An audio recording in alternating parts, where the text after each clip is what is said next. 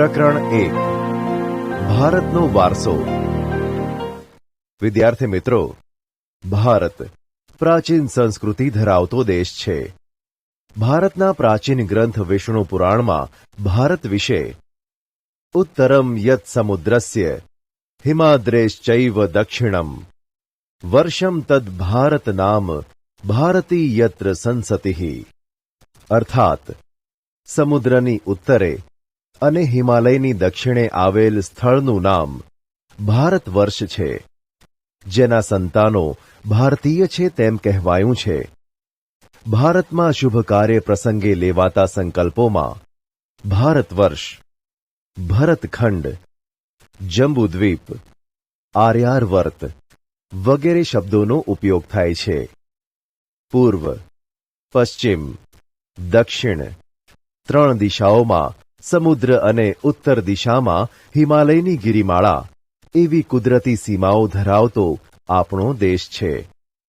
આપણા દેશની સમૃદ્ધિથી આકર્ષાઈને અનેક વિદેશી પ્રજાઓ વ્યાપાર કરવા આવી, સ્થાયી થઈ અને ભારતીય સંસ્કૃતિના મહાનદમાં ભળી ગઈ।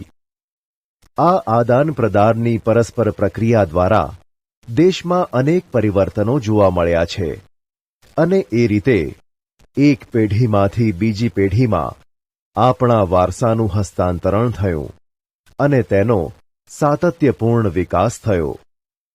ભારતનું સ્થાન અને વિસ્તાર। પ્રાચીન સમયનું ભારત ઘણું વિશાળ હતું અને હાલમાં પણ ભારત વિસ્તારની દ્રષ્ટિએ વિશ્વમાં 7મા ક્રમે અને જનસંખ્યાની દ્રષ્ટિએ બીજું સ્થાન ધરાવે છે। વૈવિધ્યસભર વારસો। ભારત ભૂમિએ આપણને અને વિશ્વને સમૃદ્ધ અને વૈવિધ્યસભર વારસો આપ્યો છે। ભારતીય સંસ્કૃતિ શાંતિપ્રિય અને વેપારી રહી છે। ભારતની સંસ્કૃતિમાંથી સત, ચિત્ત અને આનંદનો અનુભવ પ્રાપ્ત થાય છે। આ ઉપરાંત અહીં આવીને વસેલી ભિન્ન ભિન્ન સંસ્કૃતિ સાથેના આદાન પ્રદાન થકી ભારતીય સંસ્કૃતિ સમૃદ્ધ બની। તેણે અપનાવેલ અહિંસા અને શાંતિના મૂલ્યોની આજે વિશ્વભરમાં પ્રશંસા અને સ્વીકાર થયો છે।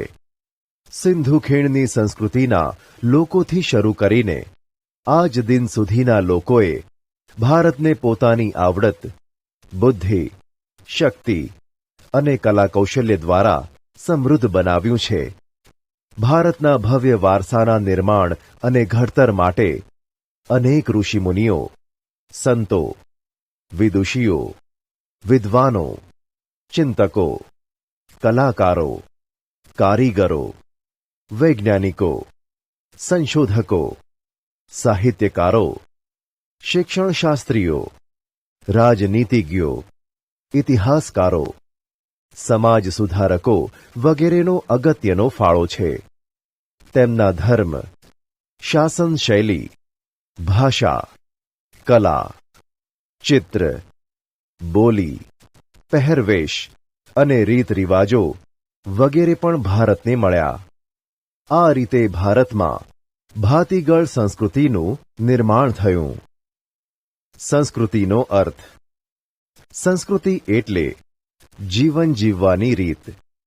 દેશ કે સમાજમાં કાળક્રમે બદલાતા સંજોગો અનુસાર જનજીવનમાં આવતા પરિવર્તનો, સુધારા, સામાજિક, નીતિરીતિ ઇત્યાદિ વડે ભિન્ન ભિન્ન સમાજોની સંસ્કૃતિ બને છે।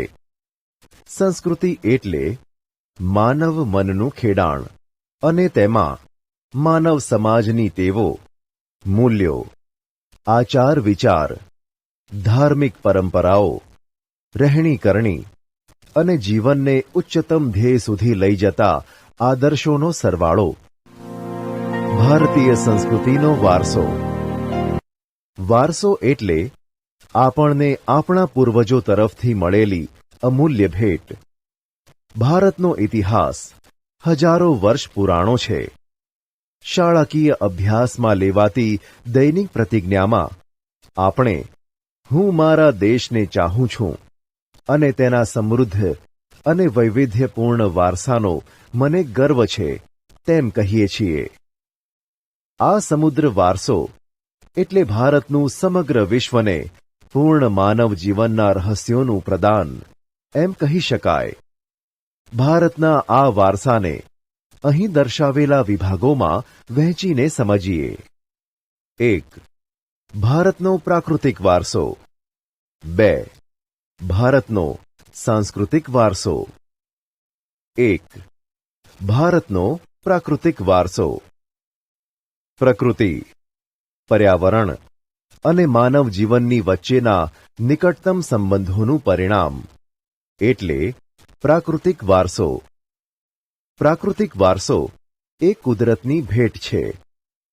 ભારતનો પ્રાકૃતિક વારસો વિશિષ્ટ અને વૈવિધ્યસભર છે, જેમાં ઊંચા પર્વતો, નદીઓ, ઝરણા, સાગરો, લાંબા દરિયા કિનારા, વિશાળ ફળદ્રુપ મેદાનો, ખીણ પ્રદેશો, રણોનો સમાવેશ થાય છે તથા વૃક્ષો, વનસ્પતિ, જીવજંતુઓ, ઋતુઓ, પશુ પક્ષી, પ્રાણીઓ અને વૈવિધ્યપૂર્ણ ભૂમિ દ્રશ્યો એટલે કે લેન્ડસ્કેપ, વિવિધ પ્રકારના ખડકો, ખનિજોનો સમાવેશ થાય છે. આપણે સૌ પ્રકૃતિના સંતાન છીએ.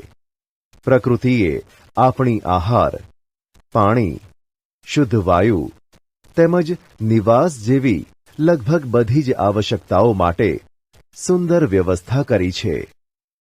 પ્રકૃતિ સાથેનો આપણો વ્યવહાર શ્રદ્ધાપૂર્વક હોવાના ઉદાહરણો પંચતંત્રની વાર્તાઓ અને બૌદ્ધ ધર્મની જાતક કથાઓમાં જોવા મળે છે.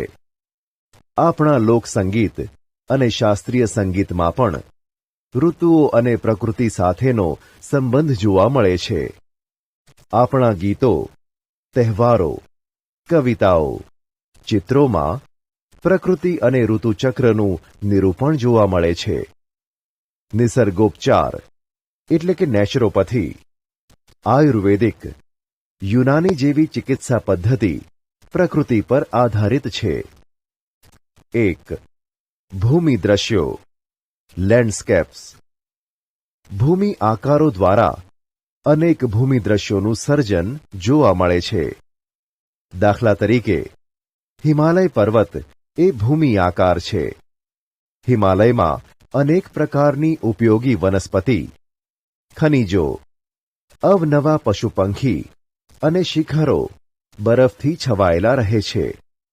તેનાથી મોટી નદીઓ બારેમાસ ભરપૂર પાણીથી સમૃદ્ધ રહે છે. તરાઈના જંગલો પણ ત્યાં આવેલા છે. હિમાલયમાં અમરનાથ, બદ્રીનાથ, કેદારનાથ જેવા યાત્રાના સ્થળો, નંદાદેવી જેવા શિખરો પણ આવેલા છે. ભારત માટે હિમાલયનું મહત્વ ઘણું છે. 2. નદીઓ, રિવર્સ. પ્રાચીન કાળથી નદીઓ પ્રાકૃતિક માર્ગ પૂરો પાડતી રહી છે. ભારતીય સંસ્કૃતિ સિંધુ અને રાવી નદીના કિનારે પાલન પોષણ પામી છે. સિંધુ, ગંગા, યમુના, સરસ્વતી, નર્મદા, ગોદાવરી, કૃષ્ણા, કાવેરી જેવી લગભગ બધી જ નદીઓએ ભારતના લોકજીવન પર પ્રગાઢ અસરો ઉપજાવી છે.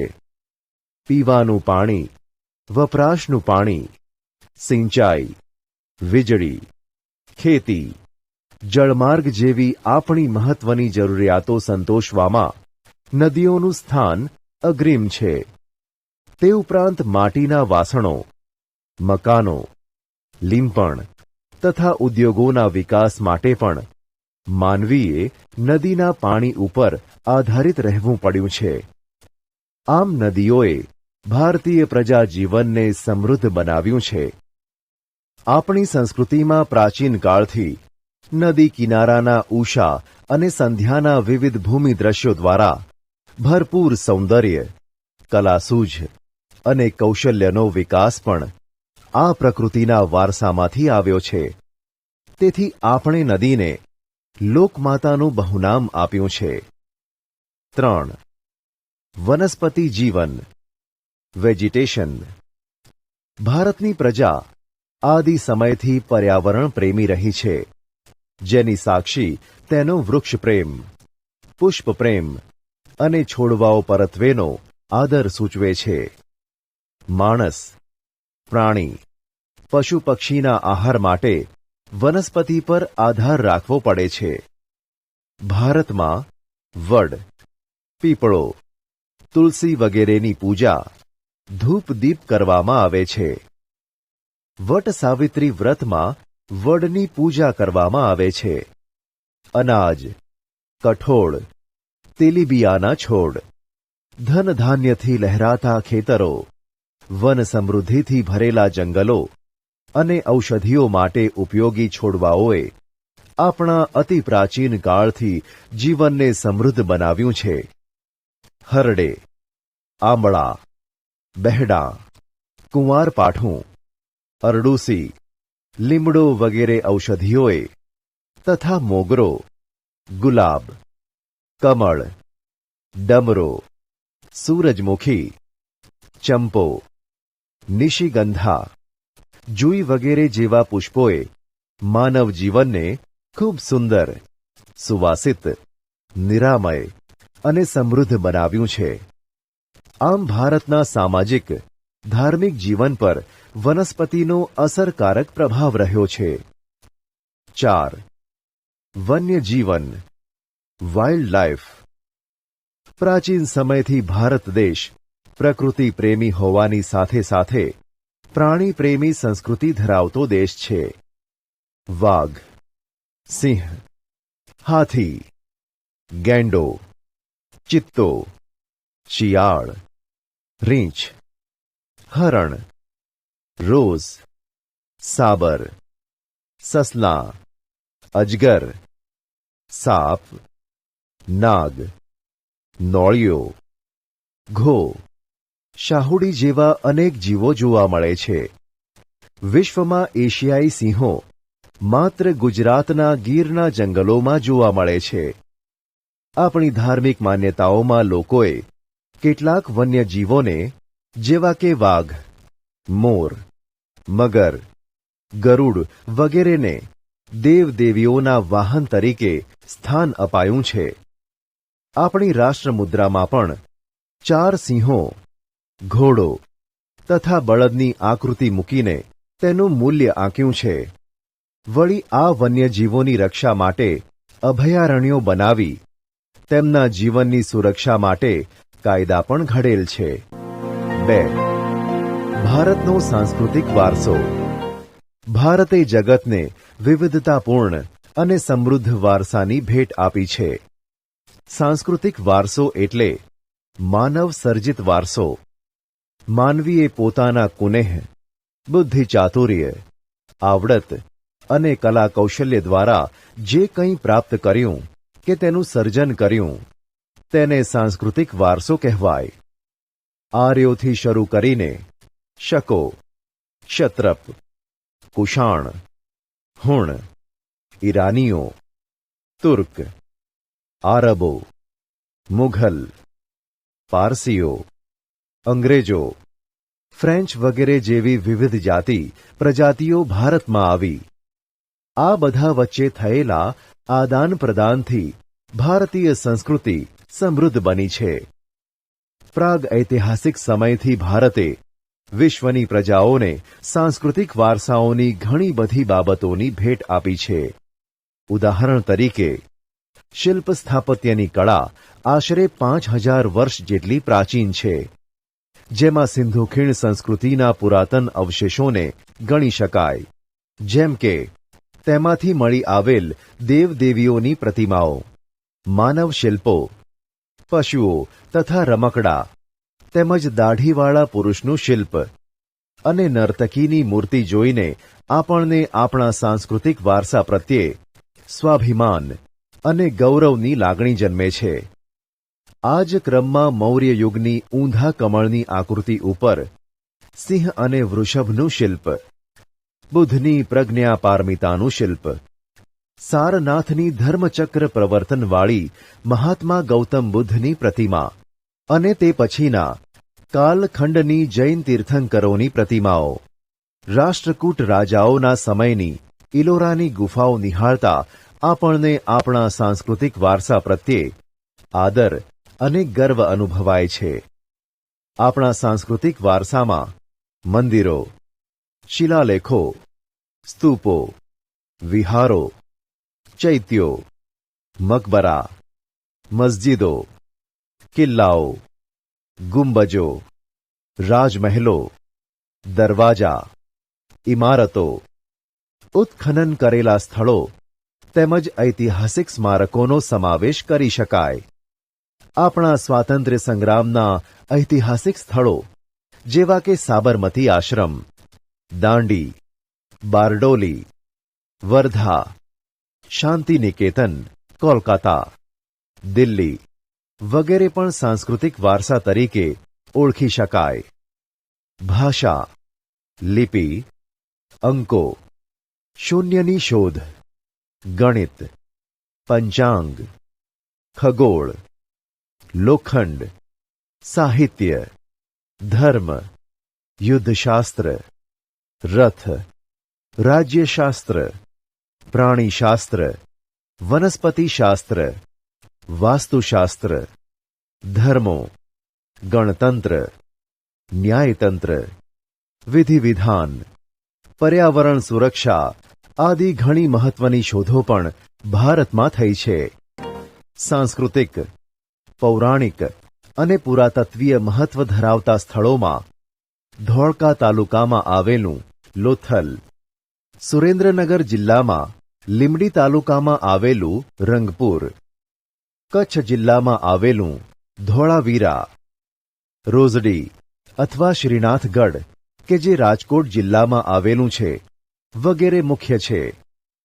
વડનગરનું કીર્તિ તોરણ, જૂનાગઢમાં આવેલો સમ્રાટ અશોકનો શિલાલેખ, મોઢેરાનું સૂર્ય મંદિર, ચાંપાનેરનો દરવાજો, સિદ્ધપુરનો રુદ્ર મહાલય, વિરમગામનું મુનસર તળાવ, અમદાવાદ જામા મસ્જિદ, ઝૂલતા મિનારા, સીદી સૈયદની જાળી, હઠીસિંગના દેહરા, પાટણનું સહસ્ત્રલિંગ તળાવ, વડોદરાનું રાજમહેલ, જૂનાગઢનો મોહબ્બત ખાનનો મકબરો, નવસારીની પારસી અગિયારી વગેરે ઐતિહાસિક મહત્વ ધરાવતા જોવાલાયક સ્થળો છે.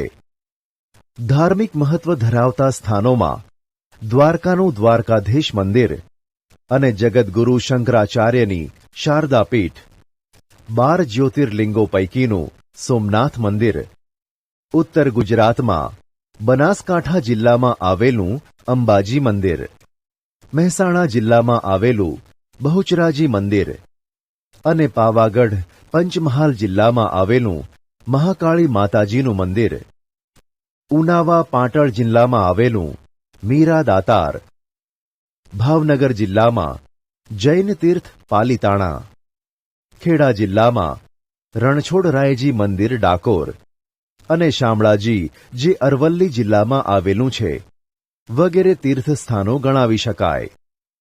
ગુજરાતમાં જાણીતા ધાર્મિક, સામાજિક અને પ્રવાસનલક્ષી સ્થળોમાં વિજયનગર સાબરકાંઠા જિલ્લામાં આવેલું પોળો, પતંગોત્સવ અને કાંકરિયા કાર્નિવલ અમદાવાદ, તાનારીરી મહોત્સવ વડનગર, ઉત્તરાર્ધ નૃત્ય મહોત્સવ મોઢેરા અને કચ્છનો રણોત્સવ વગેરેનો સમાવેશ થાય છે. સ્થળો ગુજરાતમાં જૈન અને બૌદ્ધ ધર્મનો પ્રચાર પ્રસાર થયેલો, જેના આધાર સ્વરૂપે ગુજરાતમાં વડનગર, તારંગા, ખંભાલીડા, જૂનાગઢ, શામળાજી, કોટેશ્વર, તળાજા, ઢાંક, ઝઘડિયા વગેરે સ્થળોએ બૌદ્ધ અને જૈન ગુફાઓ જોવા મળે છે. ગુજરાતના મેળાઓ ગુજરાતની ભાતીગળ સંસ્કૃતિમાં વિવિધ સ્થળોએ પરંપરાગત રીતે ધાર્મિક, સામાજિક મહત્વ ધરાવતા મેળાઓ યોજાય છે. જે પૈકી મુખ્ય મેળાઓની વિગત આ પ્રમાણે છે. મોઢેરાનો મેળો. મેળાનું સ્થળ મહેસાણા મોઢેરા. મેળાની તિથિ અને મેળાનો સમય. શ્રાવણ વદ અમાસ. બહુચરાજીનો મેળો. બહુચરાજી પાટણ. ચૈત્ર સુદ પૂનમ. શામળાજીનો કાળિયા ઠાકોરનો મેળો. શામળાજી અરવલ્લી. કારતક સુદ 11 અમાસ. ભાદરવી પૂનમનો મેળો. અંબાજી બનાસકાંઠા. ભાદરવા સુદ પૂનમ. ભવનાથનો મેળો. ગિરનાર જૂનાગઢ. મહાવદ 9-12. તરણેતરનો મેળો. તરણેતર સુરેન્દ્રનગર. ભાદરવા સુદ 4-6. ભડિયાદનો મેળો. ભડિયાદ અમદાવાદ. રજબ માસની તારીખ 9, 10, 11. નકળંગનો મેળો. ભાવનગર. ભાદરવા વદ અમાસ. માધવપુરનો મેળો. માધવપુર પોરબંદર. ચૈત્ર સુદ 9-13. વૌઠાનો મેળો. ધોળકા અમદાવાદ. કારતક સુદ પૂનમ. મીરા દાતારનો મેળો. ઉનાવા ઊંઝા. રજબ માસની તારીખ 16-22. ડાંગ દરબારનો મેળો. આહવા ડાંગ. ફાગણ સુદ પૂનમ. ગોળ ગધેડાનો મેળો. ગરબાડા દાહોદ. હોળી પછીના 5મા કે 7મા દિવસે. કાર્તિકી પૂર્ણિમાનો મેળો. સોમનાથ ગીર. ફાગણ સુદ પૂનમ.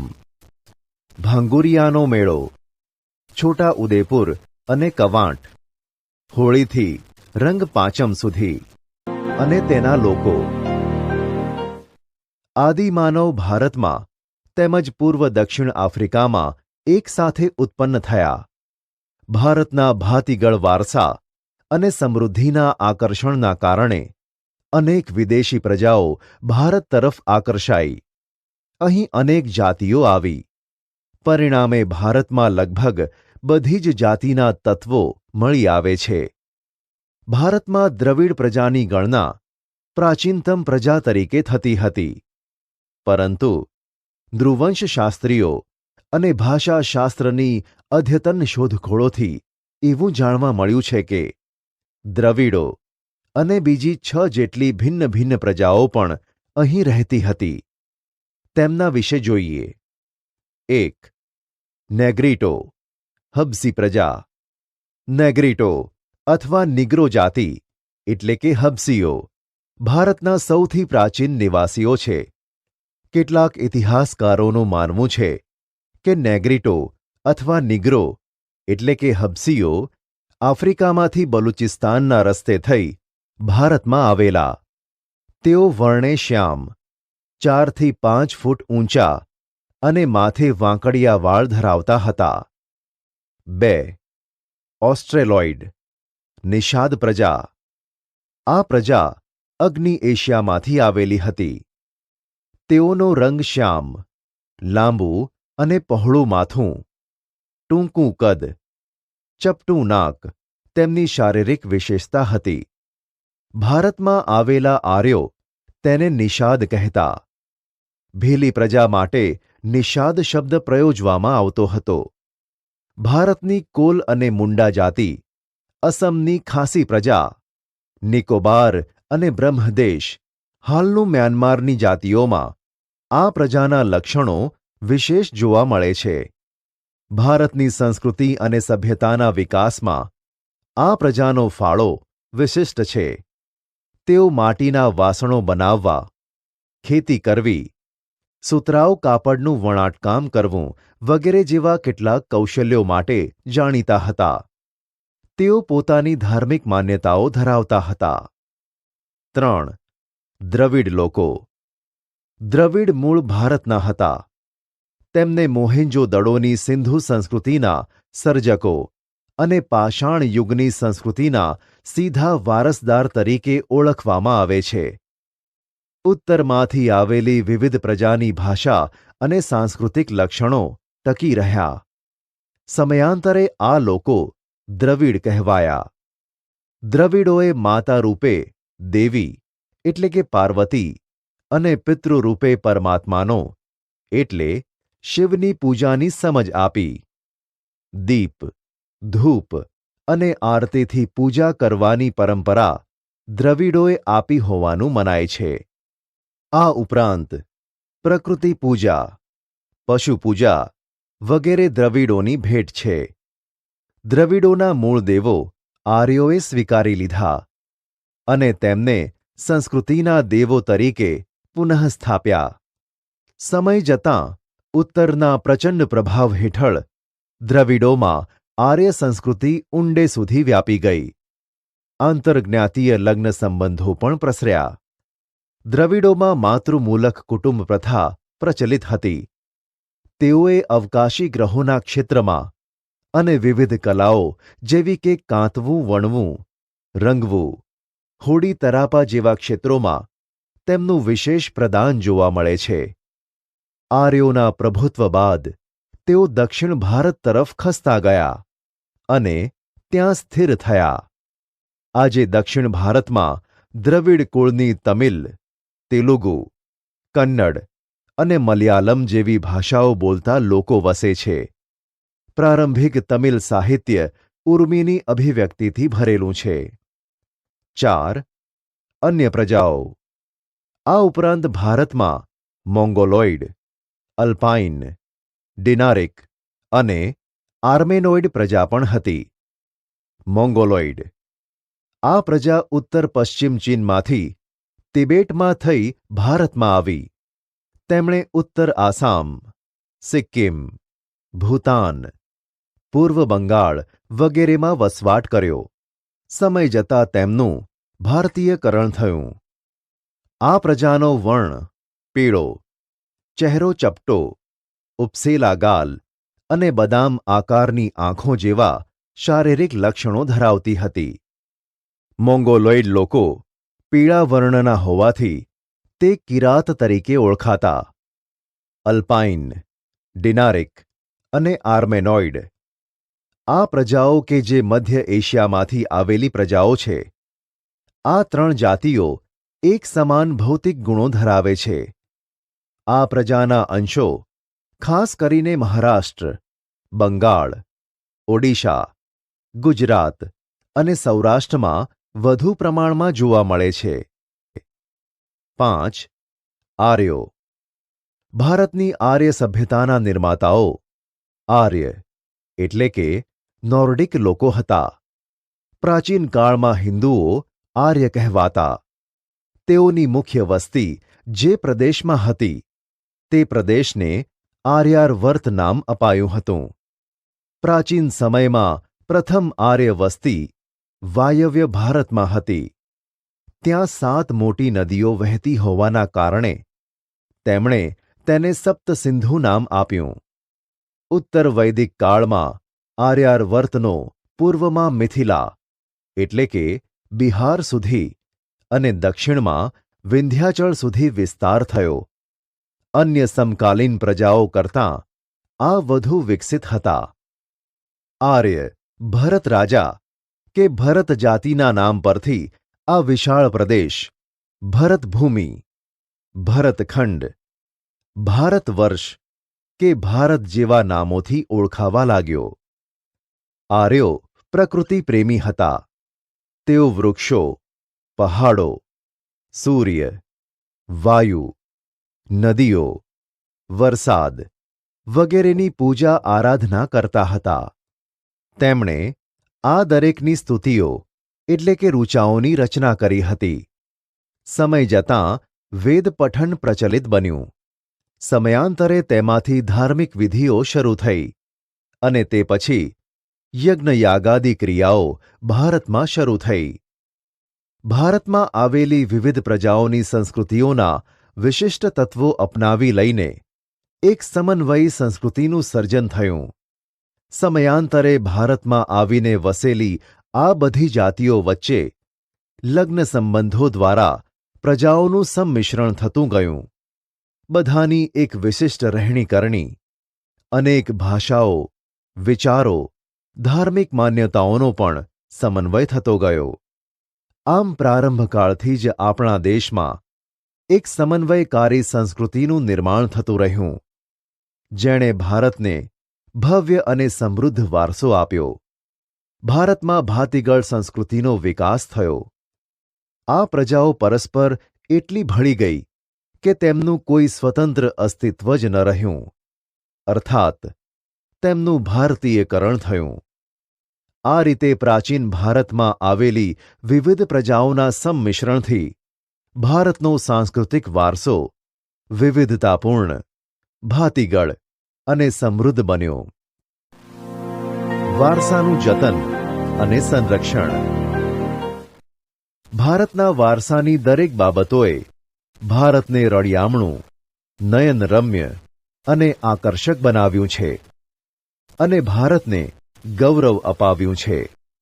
આ ભવ્ય વારસાને સાચવીને વિશ્વમાં પ્રતિષ્ઠિત ગૌરવભર્યું અગ્રીમ સ્થાન પ્રાપ્ત કર્યું છે. તેને સાચવવું તે ભારતના પ્રત્યેક નાગરિકની પવિત્ર અને પ્રાથમિક ફરજ છે. આપણે આપણા પ્રાચીન ઐતિહાસિક મૂલ્ય અને મહત્વ ધરાવતા વારસાના સ્થળોને કોઈ નુકસાન ન પહોંચાડે અને તેનું જતન કરે તે માટે બંધારણમાં નાગરિકની મૂળભૂત ફરજો જણાવી છે. તે મુજબ આપણા ભારતીય બંધારણના અનુચ્છેદ 51 ભારતના નાગરિકની જે મૂળભૂત ફરજો દર્શાવી છે તેમાં પણ 6, જ, ટ અર્થાત 6, 7 અને 9 દર્શાવ્યા મુજબ આપણી સમન્વિત સંસ્કૃતિના સમૃદ્ધ વારસાનું મૂલ્ય સમજી તેની જાળવણી કરવાની ફરજ. જંગલો, તળાવો, નદીઓ અને વન્ય પશુ પંખીઓ સહિત કુદરતી પર્યાવરણનું જતન કરવાની અને તેની સુધારણા કરવાની અને સર્વ જીવો પ્રત્યે અનુકંપા રાખવાની ફરજ. જાહેર મિલકતોનું રક્ષણ કરવાની અને હિંસાનો ત્યાગ કરવાની ફરજોનો સમાવેશ કરવામાં આવ્યો છે. વિદ્યાર્થી મિત્રો, આમ પ્રકૃતિએ જે રમ્ય ભૂમિ દ્રશ્યો ભારતની ભૂમિ પર સર્જેલ છે તેની સુંદરતા, પવિત્રતા અને શુદ્ધતાને આપણે સહુ સાથે મળીને એક નૈતિક ફરજ સમજીને જાળવવા જોઈએ. વારસાનું ઘડતર અને ક્રમિક વિકાસ ભારતને મળેલ વિશિષ્ટ પ્રાકૃતિક રચના પર આધારિત છે. પ્રકૃતિ દ્વારા ભારતને અઢળક સમૃદ્ધિ પ્રાપ્ત થઈ છે. આ પ્રાકૃતિક વિશિષ્ટતાઓએ ભારતને દરેક ક્ષેત્રોમાં વિકાસ માટેની અણમોલ તક પૂરી પાડી છે. ભારતનો વારસો એ હજારો વર્ષોથી ભારતના લોકો દ્વારા આર્થિક, રાજકીય, સામાજિક અને સાંસ્કૃતિક ક્ષેત્રે કરેલ વિકાસનું પરિણામ છે તેમ કહી શકાય.